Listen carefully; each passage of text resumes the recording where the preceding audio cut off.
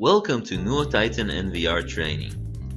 You are currently in the accessories section, and during this video we're going to explain how to use the joystick on Titan NVR.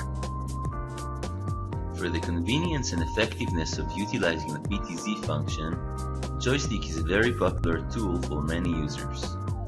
Currently, Titan NVR supports joysticks under Windows operating system. How do we add one? First, plug your joystick to the PC. After that, go to the Live View interface and go to Menu.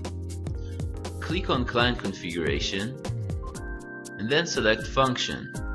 Inside this section, as we can see, the joystick settings are right there. Click on Settings. Now you can set up the hotkeys for the joystick commands. For instance, we have defined button 1 and button 2 as zoom in and zoom out. Then we also have a list with other options. Let's define button 3 as previous grid. After that, click on OK. Let's see how it works in the Live View window.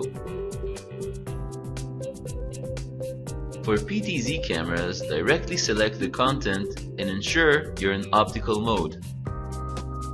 Now you can fully enjoy the navigation options of our joystick.